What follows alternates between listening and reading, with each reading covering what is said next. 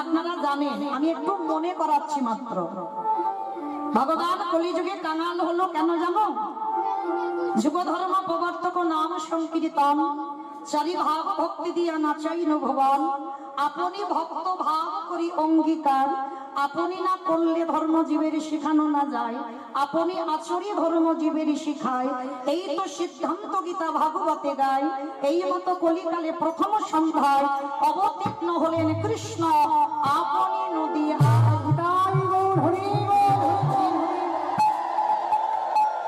তাহলে বাবা কি বুঝলাম এই শ্লোকে? নিজে আচরি ধর্ম জীবের শিখায়, নিজে না করলে ধর্ম জীবকে শেখানো না যায়। এটা কলিযুগ। ভগবান বলছে আমি যেটা করছি তোরা জীবনেও পারবি না, আমি যেটা বলছি তোরা আমার কথা শুনে চল, আমার মতো করতে যাস না। কারণ বাবা কলিযুগে তো সন্ন্যাস নিষিদ্ধ। ভগবান নিজেই সন্ন্যাস নিয়েছে, কিন্তু সন্ন্যাস নিষিদ্ধ কেন? ভগবান বলছে আমি যেটা করেছি তোদের এ জন্মে ক্ষমতা হবে না। এ জন্মে কেন, কোন জন্মেই ক্ষমতা হবে না। তাহলে আমি যেটা বলছি তোরা সেটাই শ্রবণ কর। তাহলে চলো, ভগবান নিজে জগৎকে শেখাবে বলে আজকের কলিযুগের মাটিতে কাঙাল হয়ে এসেছে। তো যেদিনে এসেছিল মা নদিয়ার অবস্থাটা কেমন জানো? বৈষ্ণব মহাজনেরা বৈষ্ণব পদ লিখছে বাবা, কত সুন্দর কথা। জয় জয়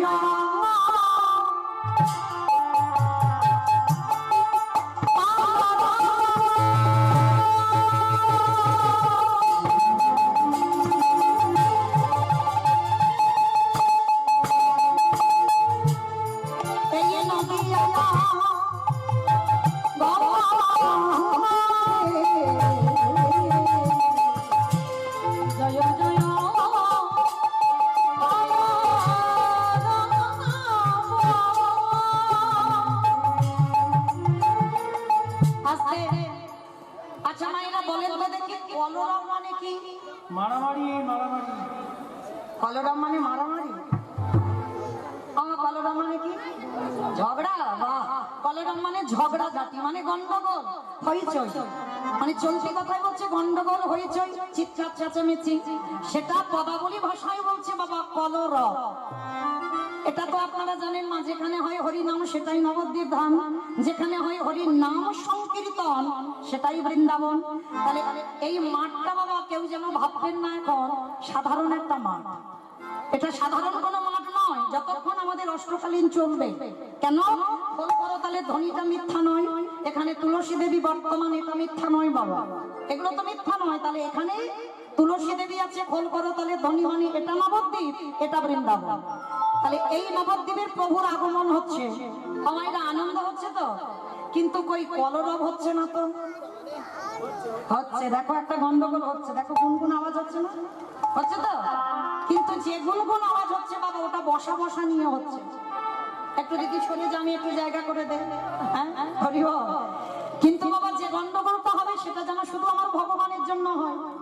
কিছুক্ষণের জন্য আমরা যে সংসারই ভুলে যাই, ভগবানের জন্য হবে। সেটা কেমন? তিনটে ধ্বনি, শঙ্খধ্বনি, উলুধ্বনি। আর যাদের যাদের হাতগুলো সব এসেছে, যাদের আসেনি বলবো না, কি মায়েরা হাত আছে তো? যাদের আছে একবার দেখান বাবা। নিতাই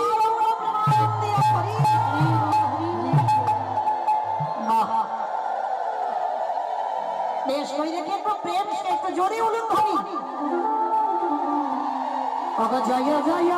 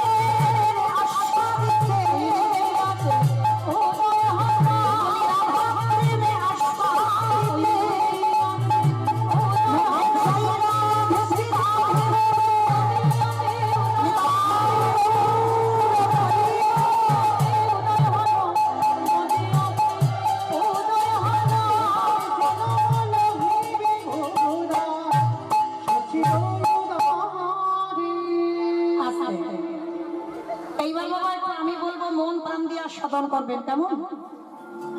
ভগবান কলিযুগের মাটিতে এসে কাঙাল হয়ে ভিখারি হয়ে কেন হরিনাম দিচ্ছে দাঁড়ে দাঁড়িয়ে জানো? তার একটা কারণ আছে। এই কারণের কথা জানতে গেলে আমাদের সবাইকে যেতে হবে বাবা একবার গোলক বৃন্দাবন। ভালো করে শুনবেন মা, যেন এক মন থেকে দু মন হয়ে না যায়। কেমন? কেন কলিযুগে ভগবান কাঙাল হয়েছে, কিসের জন্য কাঙাল হলো আর কিসের জন্য ভিখারি হলো? শ্রীমতী রাধারানী একদিন অষ্টসখী সঙ্গে নিয়ে বসে আছেন। প্রাণ গোবিন্দ আমার গিয়ে বলছে, রাধে ও রাধে, তোমার সঙ্গে আমার একটা কথা আছে রাধে। বেশ বলো বধূ, কি কথা? আচ্ছা রাধে, এই জগতে হাজার হাজার ভক্ত আছে, লাখ লাখ ভক্ত আছে, কোটি কোটি ভক্ত আছে, আমার ভক্তির অভাব নেই। কিন্তু রাধে, এই যে লাখ লাখ কোটি কোটি ভক্ত থাকা সত্ত্বেও তারা তো আমার জন্য কত কাঁদে। তারা আমাকে এতটাই ভালোবাসে, তারা আমার চরণে দেহ মন প্রাণ সমর্পণ করে দিয়েও কাঁদে। কিন্তু রাধে, তাদের হাজার ডাকে আমি একবারের জন্য সাড়া দিই না। কিন্তু জানো রাধে, তুমি আর তোমার 8 জন সখী যদি একবার প্রাণ বধূ ভা কৃষ্ণ প্রাণ গোবিন্দ বলে ডাকো, আমি থাকতে পারি না কেন? আমি মন্ত্রপত ফণির মতো, মণিহারা ফণির মতো আমি তোমার চরণে এসে হাজির হল। বলতে পারবি রাধে, তুমি আমায় কি দিয়ে ডাকো? ভালো করে আস্বাদন করবেন বাবা। গোবিন্দ প্রশ্ন করছে রাধারানীকে, জগৎ ডাকে আমি তাদের ডাকে সাড়া দিই না, আর রাধে তুমি ডাকলে আমি থাকতে পারি না কেন? বলো না রাধে, তুমি আমায় কি দিয়ে ডাকো? কথাটা শুনে আমার রাধারানী একটু মৃদু হেসে বলছে, বধূ ও বধূ, আমি যে বস্তুটা দিয়ে ডাকি সেটার বোঝার বোধগণ তোমার এখন হয়নি। রাধে তুমি বলো কি? আমি এতে চংসকলা পুংস কৃষ্ণস্তু ভগবান স্বয়ং, আমি ষড়ৈশ্বর্যপূর্ণ ভগবান, আমি 64 গুণাধিপতি কৃষ্ণ ভগবান, আমি 16 কলায় পরিপূর্ণ ভগবান। অনিমা মহিমা প্রাপ্তি প্রকম্মা লঘিমা ইপ্সিতা কামাবসিতা স্থিতি ঐশ্বর্য বীর্য যশ শ্রী জ্ঞান বৈরাগ্য লীলা কৃপা, এই 16টা কলায় আমি পরিপূর্ণ ভগবান কৃষ্ণ। আর তুমি কি না বলছো আমি তোমার মতো একটা সাধারণ নারীর কথা বুঝবো না? রাধারানী আমার মৃদু হেসে বলছে, বধূ তুমি মনে করতেই পারো যে আমি চারামূল নারী জাতি, মনে করতেই পারো আমি একজন নারী জাতি, কিন্তু জানো বধূ, তোমার মধ্যে ষড়ৈশ্বর্যপূর্ণ থাকতে পারে, তোমার মধ্যে 16টা কলা থাকতে পারে, তুমি 64 গুণাধিপতি কৃষ্ণ হতে পারো, তোমার মধ্যে সব গুণ আছে, কিন্তু বধূ তোমার মধ্যে একটা গুণ নাই। আস্তে মাস্তে আর একটাও কথা নয়। রাধারানী গোবিন্দকে বলছে, তোমার সব আছে কিন্তু একটা গুণ তোমার নেই। গোবিন্দ আমার রাধারানীর চরণতলে বসেছে হাত জড়ো করে। বলো না রাধে, সে বস্তুটা কি? বলে বধূ, যে বস্তুটা 64টা গুণ আছে কিন্তু সেই বস্তু তোমার মধ্যে নাই। তা গোবিন্দ বারবার জিজ্ঞেস করছে, বলো রাধে সেটা কি? আচ্ছা মায়েরা, আপনাদের একটা কথা জিজ্ঞেস করি, বলো তো ভগবান সব থেকে কারে বেশি ভালোবাসে? একটু জোরে বলো। ভক্তকে, বেশ, ভক্তকে সব থেকে বেশি ভালোবাসে। আচ্ছা ভক্তকে কেন বেশি ভালোবাসলো? ভগবান পৃথিবীতে যাই হয়ে যাক, সব থেকে ভগবানের ভালোবাসা ভক্তির উপরে, কিন্তু ভগবান ভক্তকে এত ভালোবাসে কেন? কারণটা কি জানো? যে সম্পত্তিটা আমার ভগবানের নেই, সেই সম্পত্তিটা আমার ভক্তের কাছে আছে। যে সম্পত্তিটার নাম হচ্ছে বাবা ভক্তি। ভগবানের মধ্যে ভক্তি নেই বাবা, ভগবান প্রেমী, ভগবানের মধ্যে প্রেম আছে কিন্তু ভগবানের ভক্তি নেই। যার জন্য সর্বদা ভক্ত চরণ আশ্রয় করে। কেন? ভক্ত চরণ ধরলে আমার ভগবান যেন একটু ভক্তি সম্পদ হয়। হরি বল, হরি বল। তা রাধারানী বলছে যে তোমার মধ্যে ভক্তি নেই বাবু, 64 গুণ আছে তার মধ্যে ভক্তি পড়ে না, ভক্তি নেই। গোবিন্দ আমার জেদ ধরে বসে আছে, বলেন না রাধে তুমি জানো না আমার ভক্তি আছে।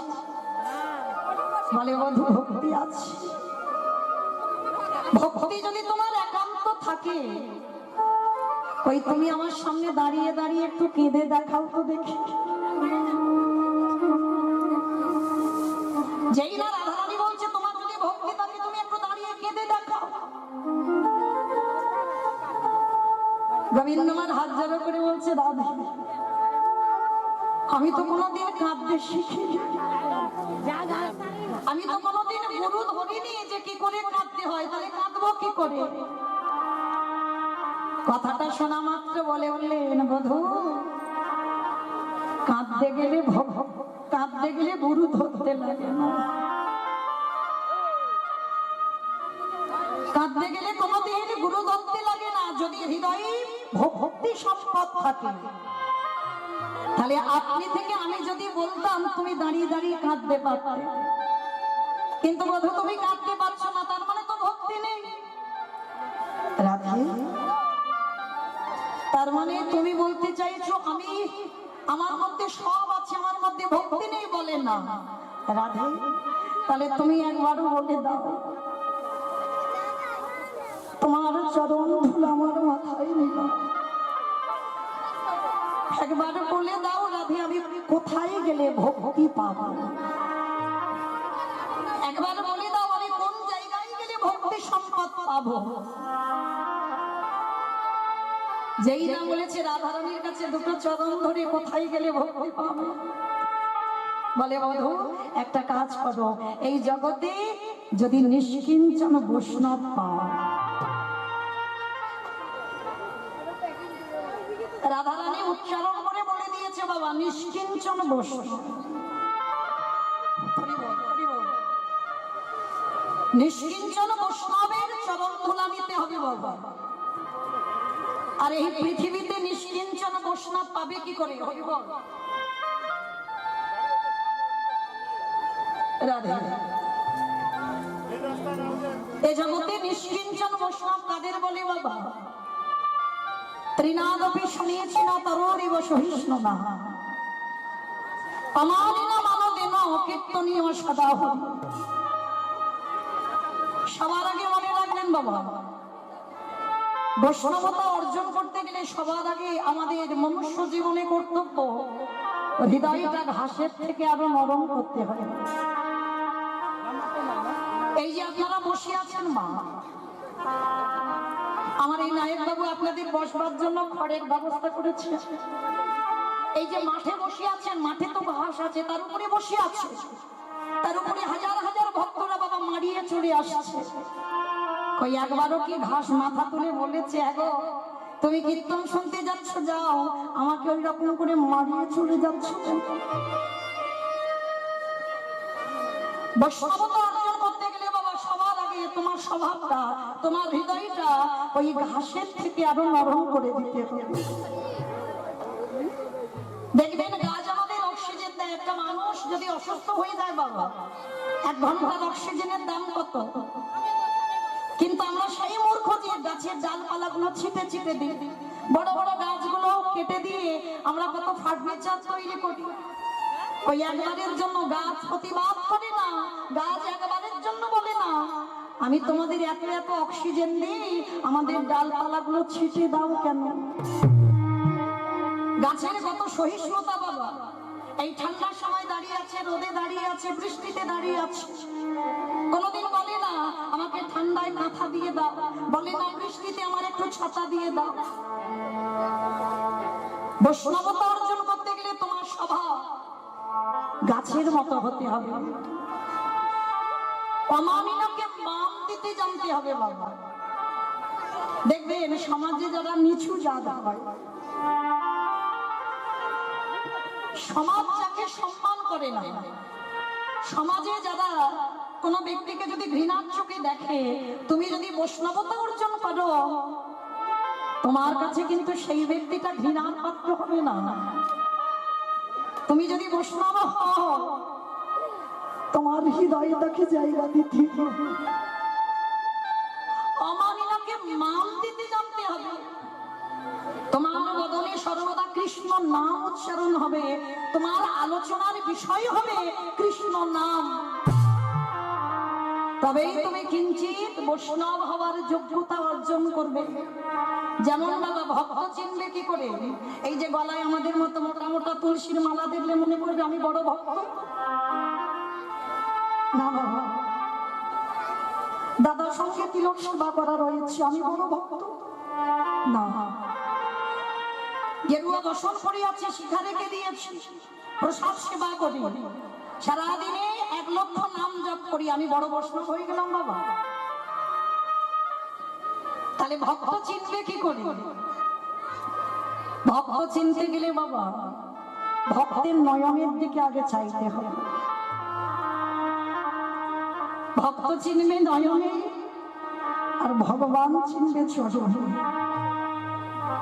ভক্তের নয়নের দিকে চেয়ে দেখবে, একবার কৃষ্ণ নামে যার হৃদয়টা দুলে ওঠে, একবার কৃষ্ণ নামে যার হৃদয়টা কেঁপে ওঠে, মনে রাখবেন কিঞ্চিত ভক্ত হওয়ার যোগ্যতা অর্জন করেছেন মাত্র। রাধারানী গোবিন্দকে বলে দিচ্ছে বিস্তার করে, বধূ তোমাকে ওই রকম ভক্তের চরণ ধরা নিতে হবে। রাধে গো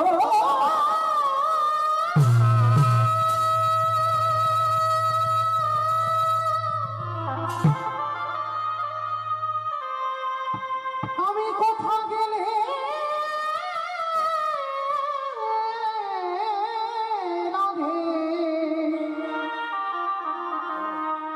তেমনে ভকেতে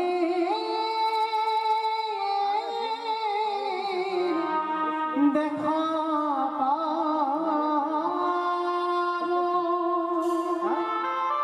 বেশ রাধে, আমি কথা দিলাম প্রকৃত ভক্তের পদধূলা নিয়ে আমি তোমাকে দেখাবো। সারা বৃন্দাবন ঘুরে ঘুরে বেড়াচ্ছে বাবা, ভক্তই পাচ্ছে না।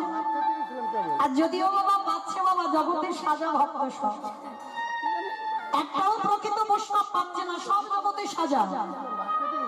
ভগবান সারা বৃন্দাবন ঘুরে ঘুরে পেল না। ভগবান শেষে দাঁড়িয়েছিল বাবা একটা জায়গায়। জায়গাটা কোথায় জানো? যে জায়গাটার নাম হলো যে জায়গাটার নাম হলো হস্তিনাপুর। কি বাবা নাম শুনেছেন হস্তিনাপুর? কিসে শুনেছেন? আমি তো জানি না, আমার নাম্বার তো দিয়ে রেখেছি। মহাভারত। বেশ, মহাভারতে হস্তিনাপুর। এই হস্তিনাপুরে বাবা জানবেন কুরুপক্ষে ছিলেন পিতামহ ভীষ্ম, আর পাণ্ডব পক্ষে ছিলেন আমার ভগবান কৃষ্ণ। এই যখন আমার পাণ্ডব পক্ষে ভগবান কৃষ্ণ ছিল, কুরুপক্ষে পিতামহ ভীষ্ম। এই কুরুপক্ষে দাঁড়িয়ে বাবা দুর্যোধন একটা দাদু ভীষ্মকে বড় কথা বলেছিল, দাদু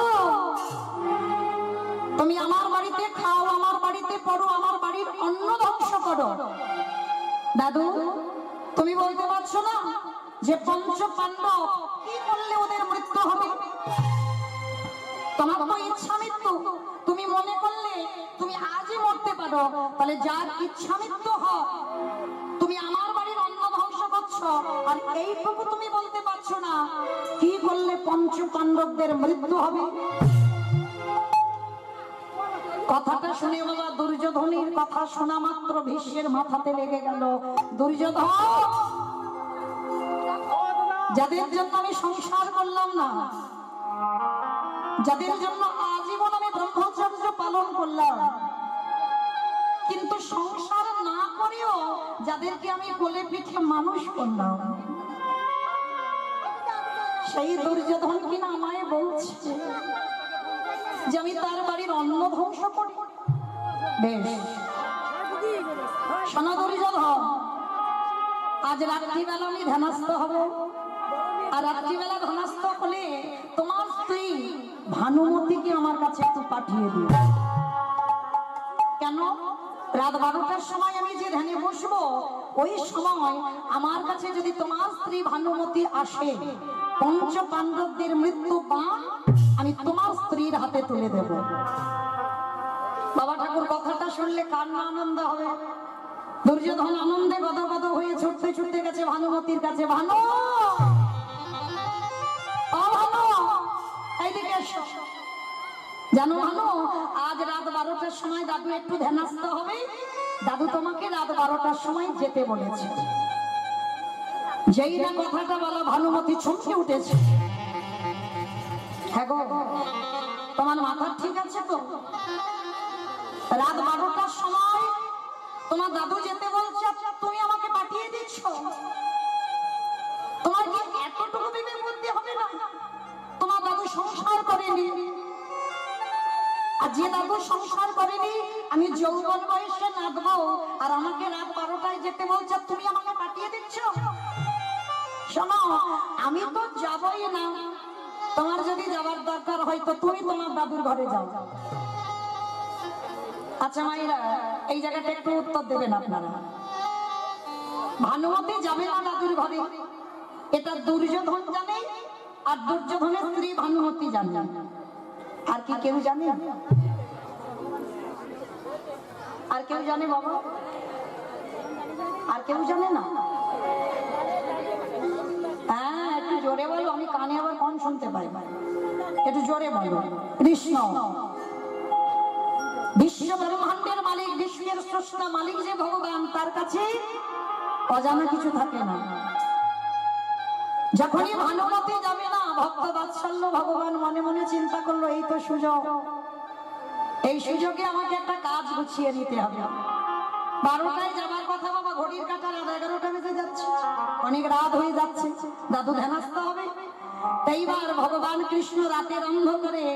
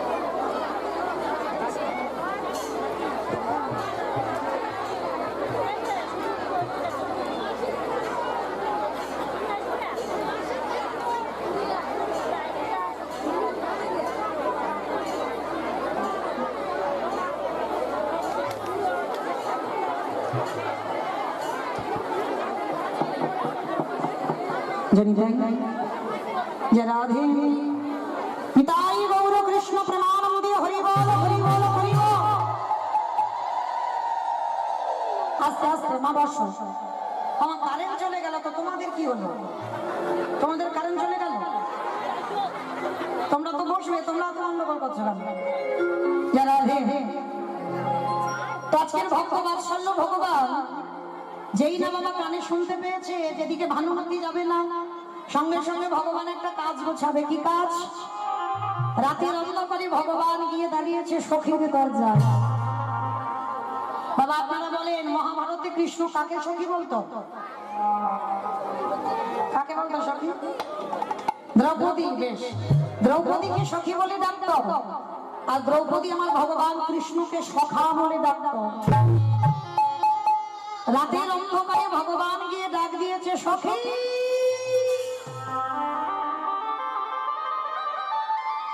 আর দেরি নয়, এক্ষুনি তুমি এই মুহূর্তে তুমি আমার সঙ্গে চলো, একটা জায়গায় যেতে হবে। বাবা এই জায়গাটা একটু আস্বাদন করবে যে দ্রৌপদী একটা নয় দুটো নয় 5-5টা সামনে। আচ্ছা বলেন তোমার রাতের অন্ধকারে যদি কোনো পরপুরুষ এসে দরজা ধাক্কা দিয়ে ডাকে, এসে যদি আমাদেরকে ডেকে বলে সখী তোমার সঙ্গে খুব দরকার আছে, এক্ষুনি আমার সঙ্গে এক জায়গা চলো, মাইরা আপনারা সঙ্গে সঙ্গে ঘর থেকে চলে যাবেন? কৈফিয়ত নেবেন না, প্রশ্ন করবেন না কেন যাব, কি জন্য যাব, কিসের জন্য এসেছো, কত প্রশ্ন কত কৈফিয়ত। কিন্তু বাবা যে তত্ত্ব দ্রৌপদী জানেন সেই তত্ত্ব আপনারা আমরা এখনো পর্যন্ত বুঝতে পারছি না। রাত 10টা হোক, রাত 12টা হোক, বিকাল 4টে হোক, সকাল 10টা হোক, যে কোনো টাইমে বাবা যদি আমার ঘরের মালিক এসে দরজায় দাঁড়িয়ে ডাকে সখী আর দেরি নয়, এক্ষুনি আমার সঙ্গে তোমাকে যেতে হবে। তখন বললে হবে না মা যে স্বামী ঘরে আছে, ছেলেটা বাইরে আছে, ও ফিরুক তারপরে আমি তোমার ডাকে যাব। যে কোনো টাইমে যদি একবার ঘরের মালিক ডাক দেয়, একবারে যদি বাঁশি বাজিয়ে দেয়, কে বলো বন্ধু, কে বলো বান্ধব, সকল মায়া ছিন্ন করে চলে যেতে হবে। আমার ভগবান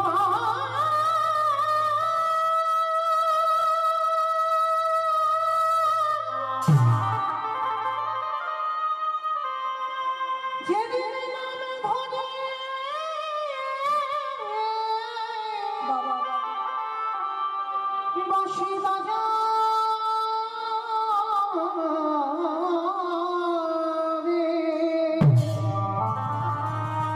কি বলে বন্ধু, কি বলে বান্ধব,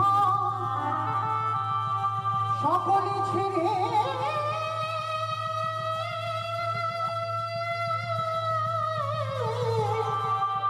আমাদের যেতে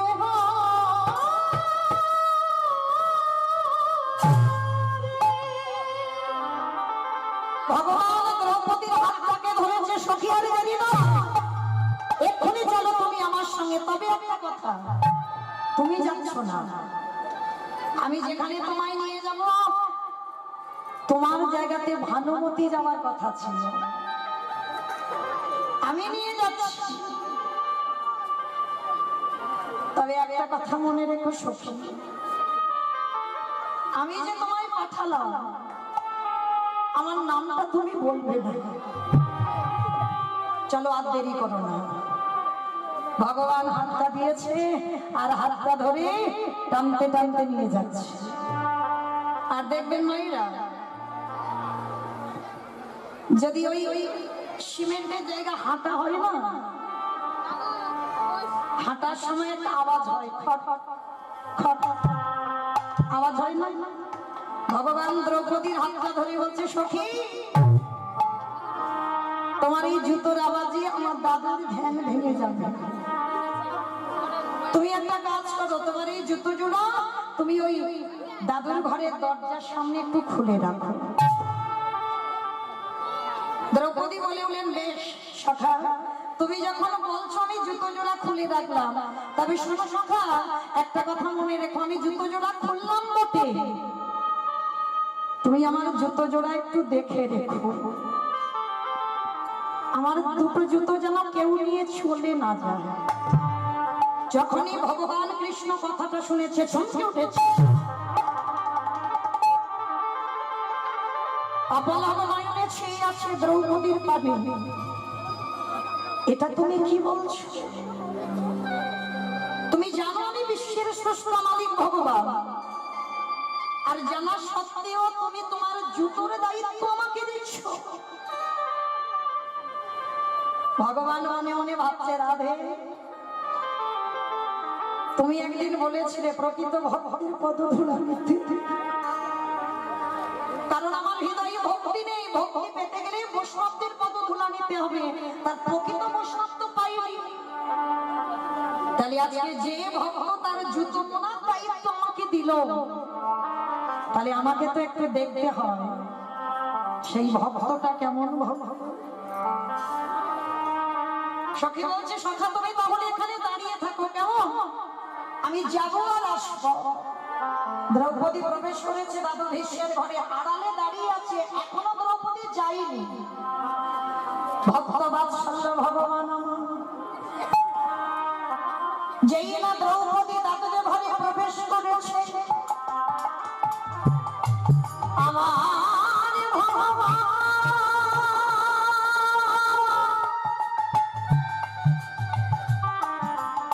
ওই দ্রৌপদীর জুতো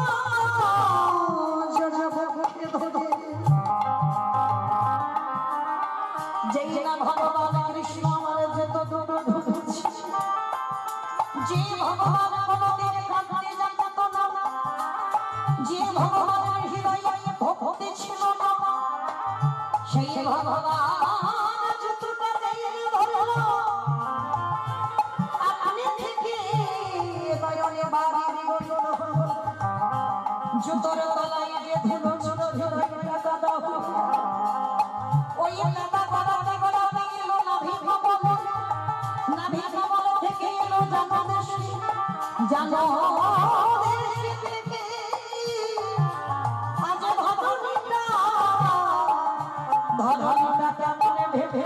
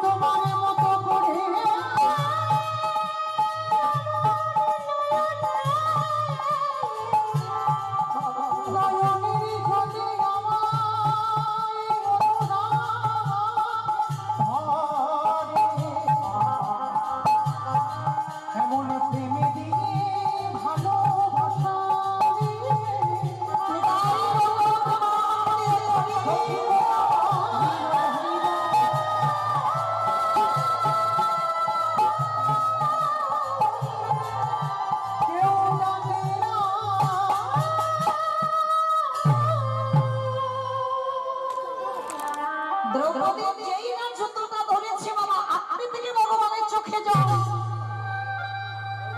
আর গুরু ধরতে হলো না বাবা, কি করে কাঁদতে হবে। চমকে উঠলো ভগবান। তার মানে জগৎ সংসারে ভগবান নিজে পরীক্ষা করে প্রমাণ নিয়ে নিল, প্রকৃত ভক্তের পদধূলা যদি কেউ নিতে পারে, সে যত বড় নাস্তিক হোক না কেন বাবা, প্রকৃত ভক্তের চরণ স্পর্শ যদি পায়, তার হৃদয়ে ভক্তি আসবেই আসবে। আড়াল থেকে দ্রৌপদী দেখা মাত্র কৃষ্ণকে দেখছে, জুতো দুটো বুকে ধরে কাঁপছে। দ্রৌপদী পিছন থেকে এসে বলছে, সখা এই যে তুমি কি করলে, তুমি শেষ পর্যন্ত আমার জুতো চুরি করেছো। ভগবান নাকি ভক্তের জুতো জোড়া চুরি করেছে। ভগবান দ্রৌপদীর নয়নের পানে চেয়ে আছে। সখী, এটা তুমি কি বলছো? আমি তোমার জুতো চুরি করেছি। করেছো তো, করেছো। তুমি তো আমায় জিজ্ঞেস করে নাওনি। তুমি যদি আমার কাছে বলতে সখী তোমার একটু জুতোটা দাও, আমি একটু ধরে কাঁদবো, আমি দিয়ে দিতাম। তুমি তো আমাকে বলে নাওনি। ভগবান বাবা, সখী আমি যদি তোমাকে বলতাম তোমার জুতোটা একটু দাও, তুমি দিয়ে দিতে? কেন দেব না সখা? আমি অজনী সম্ভব, আমার আগুন থেকে জন্ম। তবে একটা কথা মনে রেখো, তুমি আমায় ভুলে যেতে পারো, কিন্তু আমি তো কোনোদিন তোমায় ভুলি না। যেদিন থেকে আমার জন্ম হয়েছে, আমার দেহ মন প্রাণ তোমার চরণে সমর্পণ করেছি। তাহলে আমার দেহ মন প্রাণটা যদি তোমার চরণে দেওয়া রইল, তাহলে কি আমার পায়ের জুতো দুটো কি আমার? কি গো মায়েরা, এরকম ভক্ত একজন দেখাতে পারবেন? আমার দেহ যদি আমার ভগবানকে দিয়ে দিই, তাহলে আমার পায়ের জুতো দুটো ভগবান নিতে পারে না? সেটাও তো ভগবান। দ্রৌপদী বলছে সখা এটা তো তোমার জুতো, আমি যদি তুমি হয়ে যাও তাহলে এর পায়ের জুতো দুটো তোমার, তাহলে তোমার জুতো তুমি ধরে কাঁদবে, এতে আমার আপত্তি করার কি আছে? দ্রৌপদী কি করেছে? দুটো জুতো নিয়ে একেবারে কৃষ্ণের মাথার উপরে তুলে ভগবান দাঁড়িয়ে দাঁড়িয়ে ওই জুতো তোলার কাদা জল একাকার হয়ে ভগবানের বদন দিয়ে পড়ছে। কারণ ভগবান শুধু এ জন্মে নয়, প্রতিটা জন্মে জন্মে ভক্ত চরণের দাস। কারণ এই দ্রৌপদীকে এতটাই ভালোবাসে বাবা, দ্রৌপদীর অপমান কোনোদিন ভগবান সইতে পারে না, কোনোদিন সইতে পারে না বাবা। কারণ নারী জাতির যদি একবার সম্মান চলে যায়, তাকে সমাজে বাবা নারী বলে না।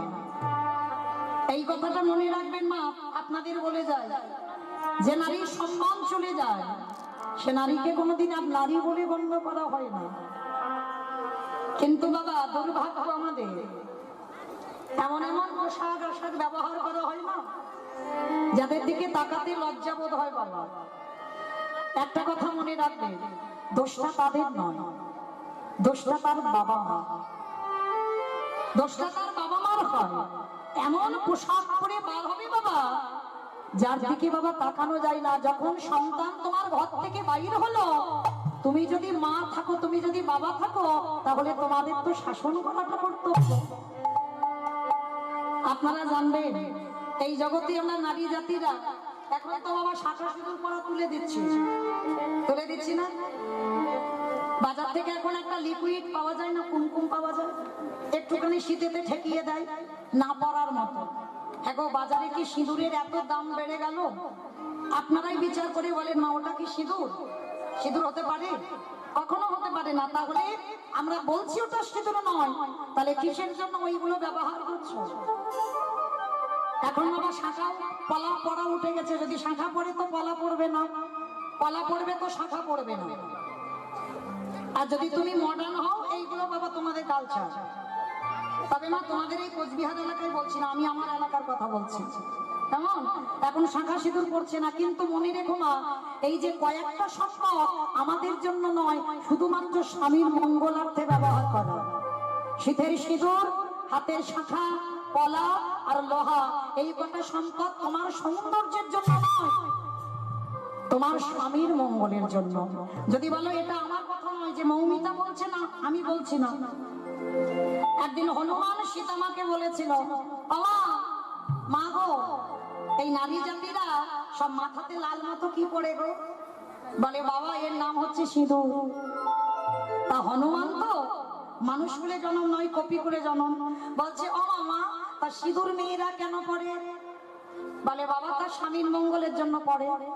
তা হনুমান হেসে বলছে ও মা, তার নারীরা লাল মতো ওটা সিঁদুর মাথায় পড়ে স্বামীর মঙ্গলের জন্য, তবে মামা তুমি কেন পড়ো? বলে বাবা আমি করি তোর রামচন্দ্রের মঙ্গলের জন্য। হনুমান শুনে নিয়েছে, শুনে নিয়ে বাবা, তাহলে আপনারা কি বুঝলেন? আমি তো বলছি না, সীতামা বলেছে যে প্রত্যেকটা নারী তার স্বামীর মঙ্গলের জন্য সিঁদুর পরে। কিন্তু আমার রামরা মানছি এগুলো? মানছি? মানছি না।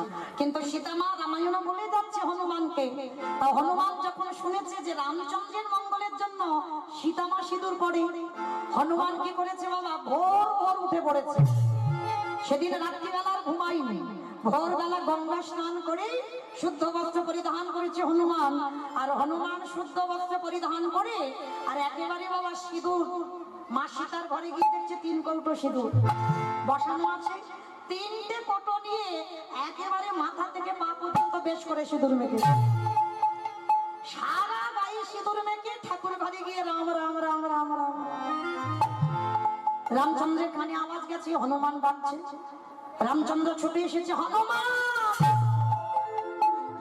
এই হনুমান।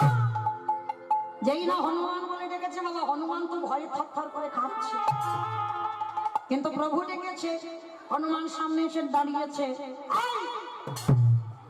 এরকম সাদা গায়ে লাল করেছিস কেন? কে তোকে এরকম লাল করে দিয়েছে? দেখবেন বাবা, একটা হনুমানের গায়ে সারা গায়ে সিঁদুর মাখা আছে না, সিঁদুরে লাল আছে তো, ওই দিন মেখেছিল। তাই এবার সারা গায়ে সিঁদুর মেখে রামচন্দ্রের কাছে দাঁড়িয়ে তোর ঠক ঠক করে কাঁপছে। আয় আয়, তোকে কে এইরকম মারতে বলেছে? এগুলো কি? হনুমান মাথাটা নিচু করে বলছে, প্রভু আমি জানবো কি করে? আমি মাকে বললাম, মা সিঁদুর মেয়েরা কেন ওই লাল মাথাটা কি বলে সিঁদুর কেন পরে? বলে তার স্বামীর মঙ্গলের জন্য। আমি বললাম, ও মা তুমি কেন পড়েছো? বললে তোর প্রভু রামচন্দ্রের মঙ্গলের জন্য। ও মা গো, হে রাম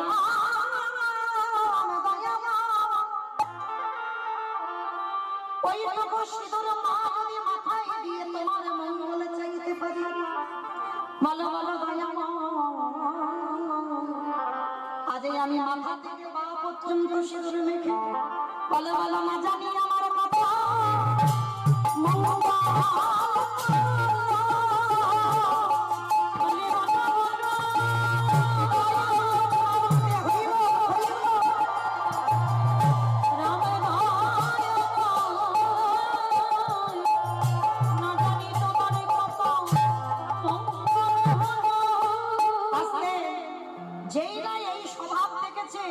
সঙ্গে সঙ্গে সীতামার গলায় ছিল মুক্তোর মালা। মুক্তোর মালাটা খুলে একেবারে হনুমানের গলায় পরিয়ে দিয়েছে। আর হনুমান মালাটা পরে বাবা, হনুমানের তো বড় বড় দাঁত, দাঁত দিয়ে দিয়ে মুক্তগুলো ভাঙছে। কিছুক্ষণ বড় বড় নখ দিয়ে মুক্তগুলো ভেঙে ভেঙে ফেলছে। আর কিছুক্ষণ পরে একেবারে মালাটা টান দিয়েছে। সীতামা রেগে গিয়ে বলে বলে এই জন্য বলে হনুমান, হনুমানের গলায় মুক্তোর মালা সাজে। হনুমানে কেঁদে বলল, মা গো এই জগতে সবাই আমায় হনুমান বলে বলো, কিন্তু তুমি কোনদিন আমায় হনুমান বলো না। আমার মধ্যে লেখা আছে রাম সীতার নাম।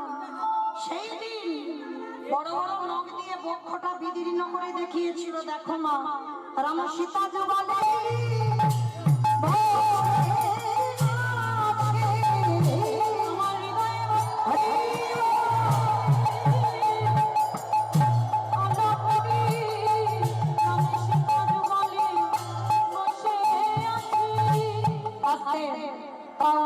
একাদশী করো, ভগবানের চরণে তুলসী দাও, তুলসী গাছে জল দাও, ও ছাড়া কলির মানুষের কোনো গতি নাই। কি বাবা, প্রতিটা কীর্তনিয়া একটাই কথা বলে তো, হরিনাম করো, হরিনাম শোনো, আর ভগবান ছাড়া তোমার জীবনের কোনো পদ নাই। কি মাইরা আপনারা সবাই আমাদের কথাগুলো মেনে নেবেন, শুনে নেবেন, একবার হৃদয়ঙ্গ করবেন না? আমরা যে যেটাই বলবো সেটাই সব ঠিক না, ভুল কথা বাবা। আগে জানতে হবে এই যে জায়গাটা বসেছে বাবা বড় ধন্যাতি ধন্য জায়গা, পরীক্ষিত মহারাজের জায়গা। ওই জায়গাতে বসে বাবা যদি ঠিক ঠিক কীর্তন শোনার মতো শোনা যায়, ওখানে কৃপা হয়। আর এখানে দাঁড়িয়ে যদি বাবা ঠিক ঠিক গাওয়ার মতো গাওয়া যায়, এখানেও কৃপা হয়, তাহলে হচ্ছে না কেন? গাওয়া ঠিক হয় না, শোনা ঠিক হয় না, তাই তো কৃপা হচ্ছে না। কিন্তু যে জায়গাটা বসেছেন বাবা, এখন মনে করবেন না কেউ এটা কোনো সাধারণ জায়গা, কোনো সাধারণ জায়গা নয়। এটা যদি সাধারণ জায়গা হতো বাবা, জানি না আপনাদের এদিকে হয় কিনা, আমার এলাকায় হয় বাবা, গঙ্গাসাগর ডায়মন্ড হারবার এলাকায় হয়। যদি যাত্রা নাটক হতো না, মাঝখান থেকে বাঁশ বেঁধে দেওয়া হতো, একদিকে নারী একদিকে পুরুষ ভেদাভেদ। কিন্তু এখানে তবু আপনাদের আছে, কিন্তু অনেক অনেক জায়গা থাকে না বাবা, নারী পুরুষের ভেদাভেদ থাকে না। কেন? এটা কীর্তন।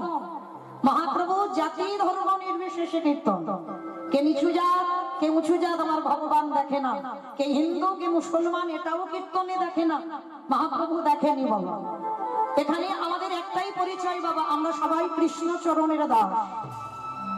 এখানে কে নিচু জাত হলাম কে উঁচু জাত হলাম এগুলো আমাদের লক্ষ্য নয় বাবা, আমাদের একটাই পরিচয়। যারা দাঁড়িয়ে আছেন, যারা বসে আছেন, আমি কীর্তনীয় সম্প্রদায়, আমাদের সবার এখন একটাই পরিচয়, যতক্ষণ হরির বাঁশুরে থাকবো আমরা সবাই হব কৃষ্ণ চরণের দাস। আর এখানে যারা আছে বাবা, আমরা সবাই প্রকৃতি, এইটা ভুলে গেলে হবে না। যদি তুমি ভগবানের সেবা পূজায় বসো, আসনে বসলে বাবা আগে নিজেকে যদি মনে করো আমি পুরুষ, ভজন হবে না বাবা। ভজন যোগে যেতে গেলে তোমায় আগে গোপী ভাব আনুগত্যে সেবা করতে হবে।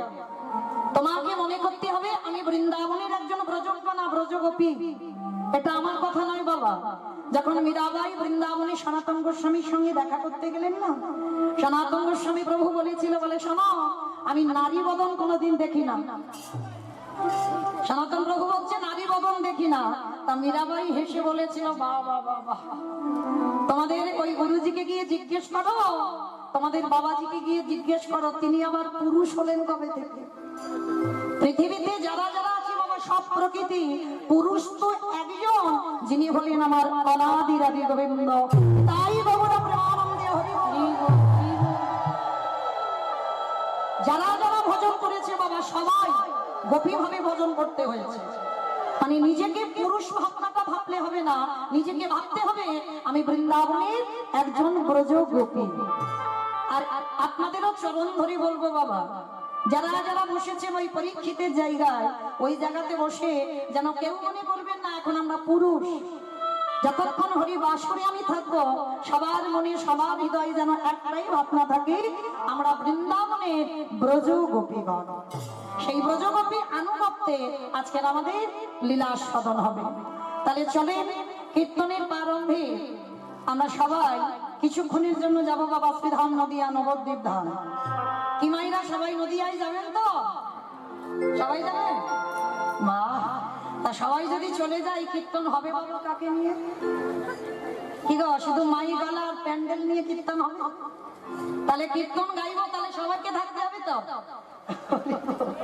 তাহলে চলো, কারোর বাবা দেহটা যাবে না, দেহ থাকবে আমাদের এখানে, মন গুলো যাবে কোথায়? না সুরধনী গঙ্গার তীরে। কারণ দেহটা নিয়ে বাবা এক্ষুনি যাওয়া যাবে না, খুব সমস্যা আছে। কারণ এক্ষুনি বাবা ছেলে বৌমার অনুমতি লাগবে, স্বামীর অনুমতি লাগবে, আপনাদের স্ত্রীর অনুমতি লাগবে, তারপরে যেতে পারবে। তাহলে চলে, অনুমতি একজনের লাগে না, সেটাকে না মন। এই মন হচ্ছে স্বাধীন। তাহলে চলো আমরা সবাই স্বাধীন মন নিয়ে আজকে যাব শ্রীধাম নদিয়া নবদ্বীপ ধাম। আর নদিয়ার মাটিতে গিয়ে দেখবো সত্যতে নারায়ণ, ত্রেতাতে রাম, দ্বাপরে কৃষ্ণ, কলিতে গৌরাঙ্গ। চার যুগে ভগবান চার ভাবে অবতীর্ণ হলেন। সত্য যুগে বড় লোক হলো, ত্রেতা যুগে বড় লোক হলো, দ্বাপরেতে বড় লোক হলো, কলিযুগের মাটিতে চৈতন্য মহাপ্রভু বাবা কাঙাল হয়ে ভিখারি হয়ে একটা বহির্বাস আর একটা অন্তর্বাস। 24 বছর বয়সে মস্তক মন্ডন করে স্ত্রী বিষ্ণুপ্রিয়াকে ফেলে রেখে শচী ঠাকুরানীকে ত্যাগ করে সারা নবদ্বীপে বাসীকে ত্যাগ করে তিনি চললেন বাবা শুধু জগতের কল্যাণের জন্য, গোটা সমাজের মঙ্গলের জন্য সর্বত্যাগী সন্ন্যাসী হলেন। ভালো করে অনুভব করে দেখবেন বাবা কেন ভগবান প্রার্থনা কলিযুগে রাজ সিংহাসনে বসে থাকতে। কি বাবা অসুবিধা হতো? হতো না তো। সত্য যুগে সিংহাসনে বসলো, ত্রেতাতে অযোধ্যায় যখন রাজা 14 বছর বনবাস থেকে ফিরে এসে রাজা হলো, বৃন্দাবনের কৃষ্ণ রাজা, মথুরার রাজা, দ্বারকার রাজা, সব রাজা। তাহলে কলিযুগে ভগবানের অসুবিধে কি হতো বাবা? রাজ সিংহাসনে বসে থাকলে হতো না তো অসুবিধা? তা হচ্ছে না কেন? কারণ আছে। এই জন্য তো কীর্তন শুনতে হয় মা, একটা ছোট মানুষের কাছেও জানা যায়। তবে আপনারা যেন মনে মনে ভাববেন না আমি কারোর জ্ঞান দিচ্ছি। হরি বল, জয় জগন্নাথ, জয় মহাপ্রভু। হেম সহজতি হে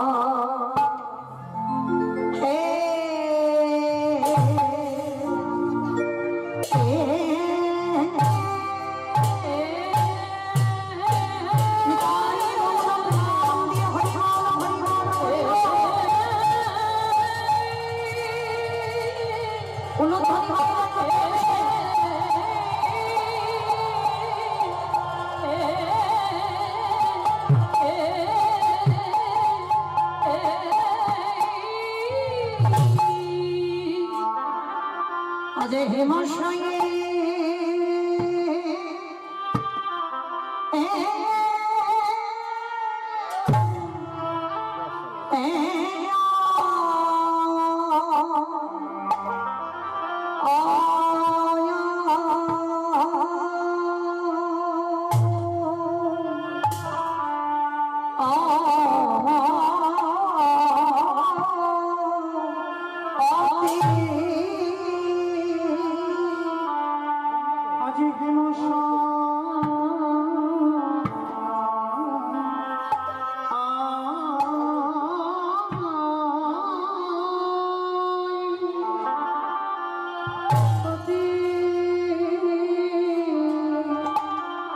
আজ দেখো দেখো প্রভুরি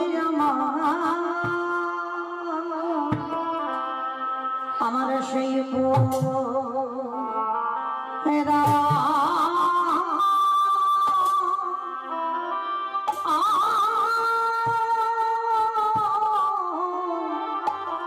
বুড়াবেলি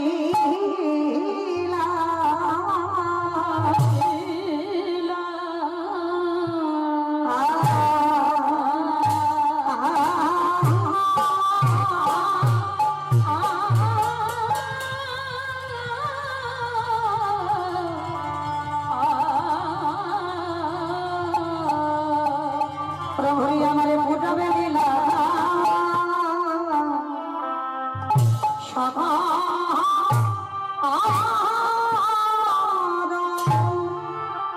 অস্মরণে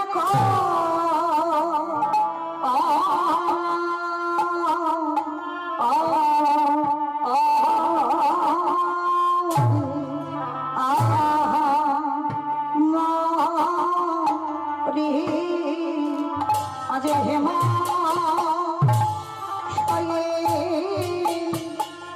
অতি গোড়া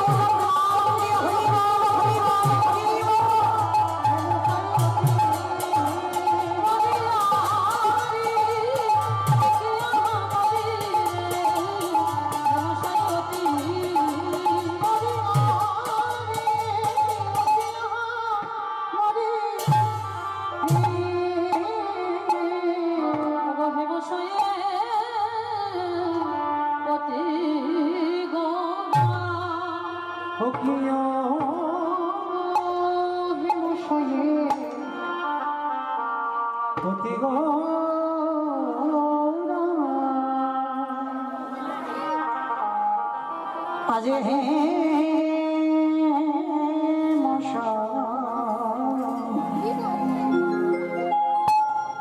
মশাই অতি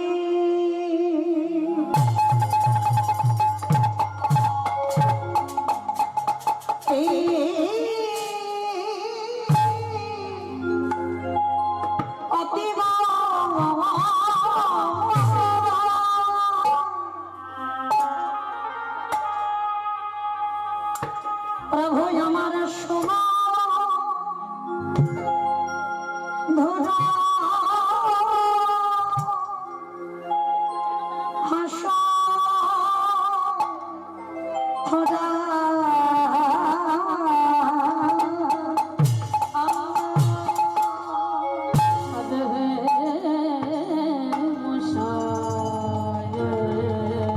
হরি বল হরি বল অতি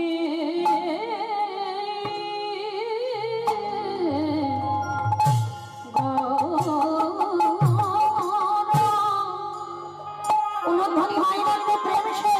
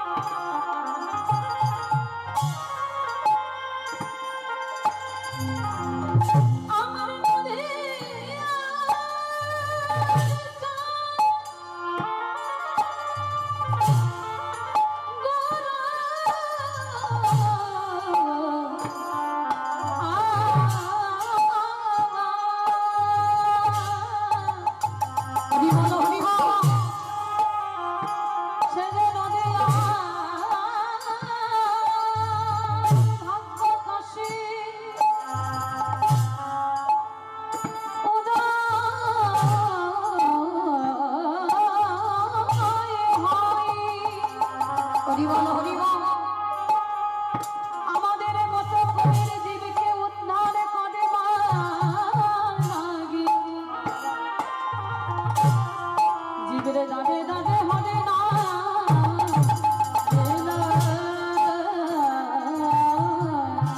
আহে মশাই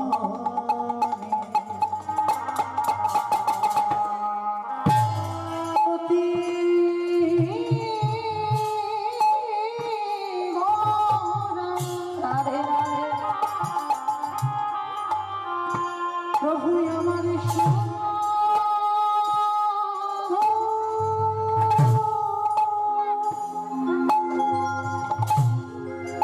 সুমধুর আশা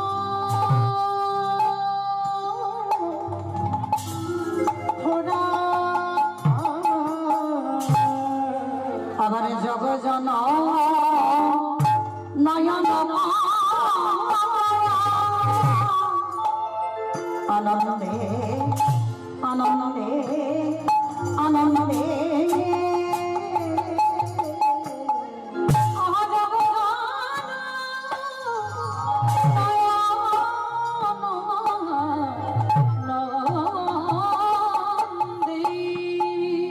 প্রভু আমার মনে পড়েছে প্রভু আমার মনে হরি বল পড়েছে দেখো দেখো বৃন্দাবনে ওই বৃন্দাবনে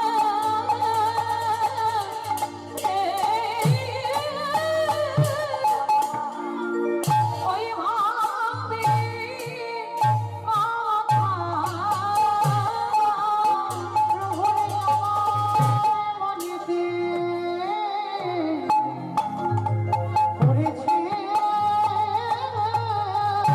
আজ মনে পড়বে না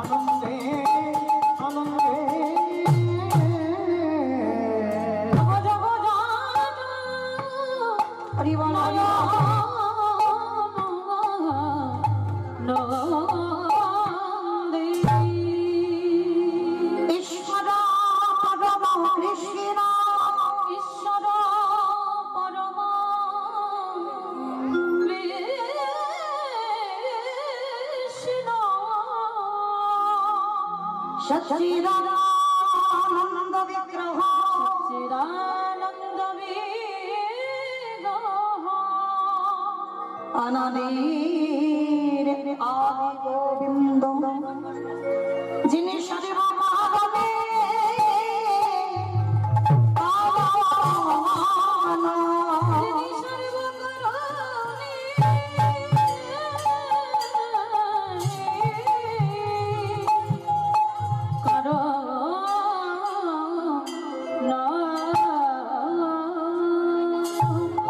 এই জীবের নিস্তার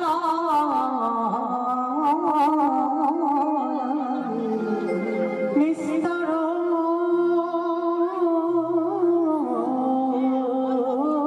লাগে আমাদের নন্দ সুতরি আমাদের নন্দ সুত হরি এই ভুবনে প্রকাশ পাইলাম। ভুবনে প্রকাশ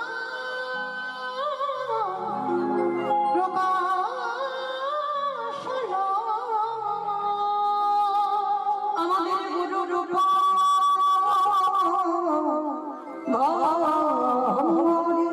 আমাদের গুরু রূপ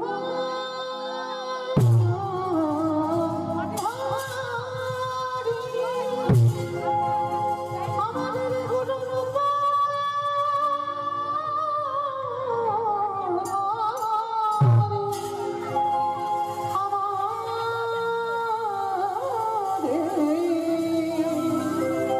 গুরু রূপ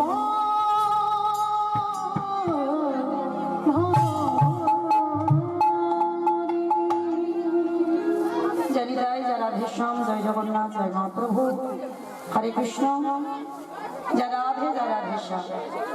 সমবেত শুধু কৃষ্ণ অনুরাগী গৌর অনুরাগ মাতৃমণ্ডলী পিতৃমণ্ডলী আহত অনাহত ভাগবত এই গ্রামবাসী বৃন্দ, যারা আমার রাধা গোবিন্দের, যারা আমার গৌর নিতাই রাতুল চরণ আশ্রয় গ্রহণ করেছেন, তাহাদের সবার চরণে রইল মা কোটি কোটি দণ্ডবত।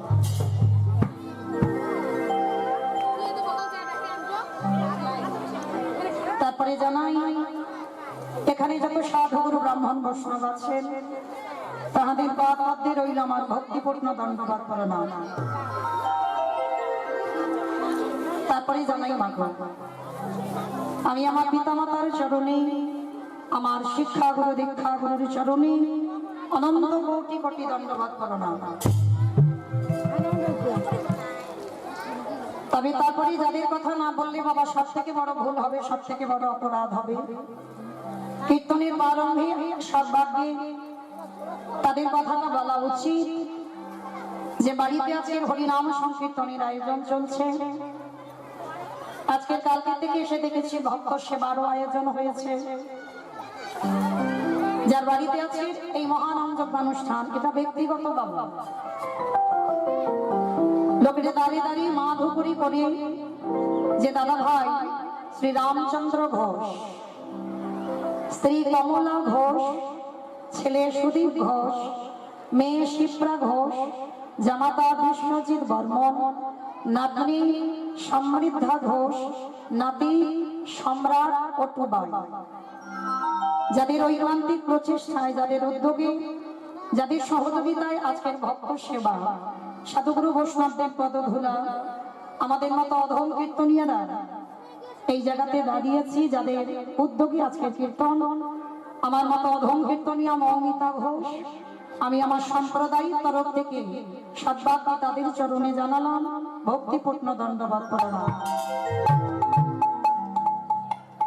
আর যারা আমার থেকে বয়সে ছোট, তাদের জন্য রইল আন্তরিক শুভেচ্ছা, ভালোবাসা, অভিনন্দন। পরবর্তী দিনে যেন এই বাড়িতে এই বছর প্রথম, যাই হোক আমি এসে শোনাম, মানে সবসময় মোবাইলে কীর্তন শুনতো বাবা, অনেক দিনের আশা ছিল, অনেক দিনের আশা আজকের আমাকে নিমন্ত্রিত করে এনেছেন। এটাও আমার সৌভাগ্য যে আমি অনেক দূরের মানুষ, আপনাদের কাছাকাছি মানুষ নয়, অনেক দূরের মানুষ। তো যাই হোক, এখান থেকে ভালোবেসে সংকল্প রেখেছিল বাবা কোনো না কোনো দিন আমাকে আনবেন। তো যাই হোক, আজকে সেই এতদিনের আশা অবসান হয়েছে। আপনাদের মতো ভক্ত চরণ তলে এসেছি। আমার এক জন্মের সাধনা নয়, কোটি কোটি জন্মের সাধ্য সাধনার ফলে আপনাদের মতো সাধুগুরু বৈষ্ণব, আপনাদের মতো গুরুজন, আপনাদের মতো পিতামাতার পদতলে দাঁড়িয়েছে। তো কীর্তনের প্রারম্ভে যদি প্রণাম দিতে হয় বাবা, আগে তাদেরকে দিতে হবে যারা এত কষ্ট করে, যারা ভিক্ষা করে লোকের দ্বারে দ্বারে গিয়ে হরিনাম সংকীর্তনের জন্য, ভক্ত সেবার জন্য যারা ভিখারি সাজে। তো আমার মতো অধম কীর্তনিয়া মৌমিতা ঘোষ, আমি আমার সম্প্রদায়ের তরফ থেকে সৎভাগে তাদের চরণে দিলাম কোটি কোটি দণ্ডবত প্রণাম।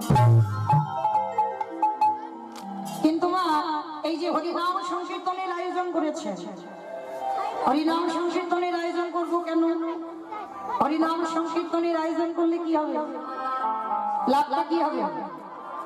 লাভ আছে বাবা। কলিযুগে চৈতন্য মহাপ্রভু বললেন, যাগযজ্ঞ নয়, ব্রত পূজা নয়, ধ্যান তপস্যা নয়। কলির মানুষের মুক্তির পথ হবে একটাই, হরিরে নম হরিরে নম হরিরে নাম